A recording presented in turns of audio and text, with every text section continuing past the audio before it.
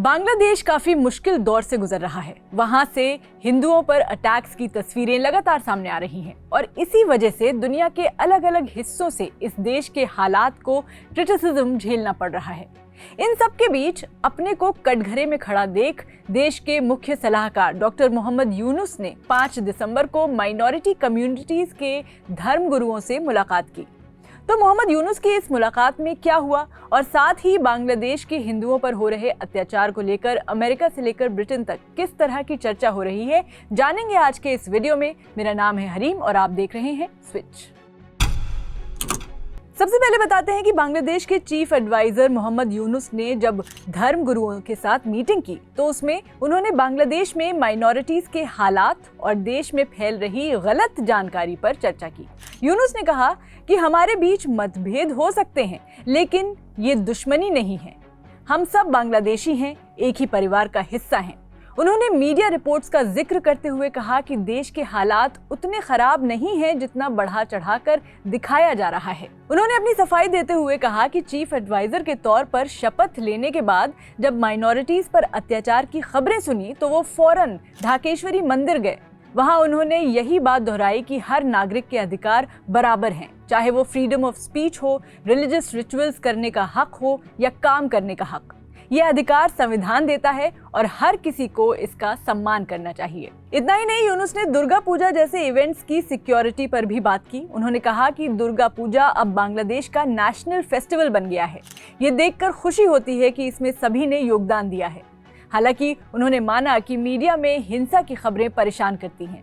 यूनुस ने कहा कि सरकार इन मामलों की जांच कर रही है लेकिन विदेशी और लोकल मीडिया में रिपोर्ट्स को जरूरत से ज्यादा बढ़ा चढ़ाकर पेश किया जा रहा है। इस दौरान यूनुस ने धर्मगुरुओं और माइनॉरिटी लीडर्स से अपील की कि इस गलत जानकारी को फैलने से रोकने के लिए सबको साथ आना होगा। उन्होंने कहा कि हमें सच्चाई का पता लगाना होगा। अगर कोई माहौल बिगाड़ने की कोशिश कर रहा है तो उसके खिलाफ तुरंत कार्रवाई जरूरी है। इस मीटिंग के साथ मोहम्मद यूनुस ने देश के सभी नागरिकों से अपील की है कि वो एक दूसरे के अधिकारों का सम्मान करें और बांग्लादेश को एकता और शांति की मिसाल बनाएं। तो यूनुस तो एक तरफ सफाई दे रहे हैं लेकिन बांग्लादेश में बात इतनी बढ़ चुकी है कि दुनिया तक पहुंच चुकी है। तभी दुनिया भर के देशों से रिएक्शंस मिल रहे हैं। अमेरिका ने इस मामले में क्लियर स्टेटमेंट दिया है। व्हाइट हाउस के स्पोक्सपर्सन वेदांत पटेल ने कहा है कि बांग्लादेश की इंटरिम गवर्नमेंट को कानून का पालन करना चाहिए और माइनॉरिटीज के बेसिक राइट्स का सम्मान करना चाहिए।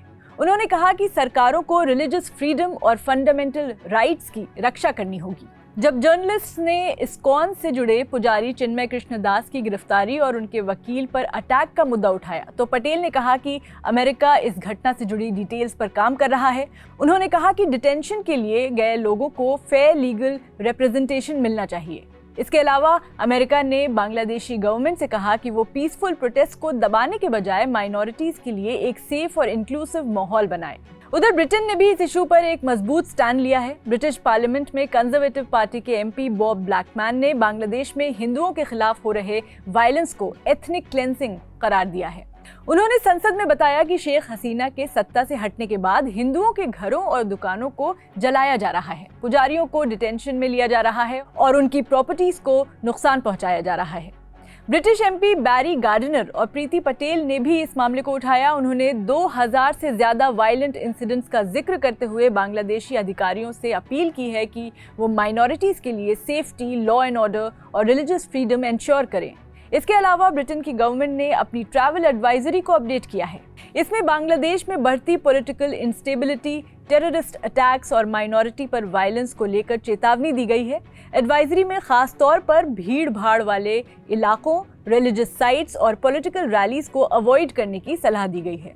तो ये काफी अनफॉर्चुनेट है कि किसी भी देश में 21st सेंचुरी में भी रिलीजियस माइनॉरिटीज को इस तरह के वायलेंस का सामना करना पड़ रहा है। ग्लोबल लेवल पर गवर्नमेंट्स और ऑर्गेनाइजेशंस को मिलकर ऐसे मामलों में सख्त एक्शन लेना चाहिए। आपकी इस मामले पर क्या राय है, कमेंट में बताएं और स्विच को सब्सक्राइब करते जाएं।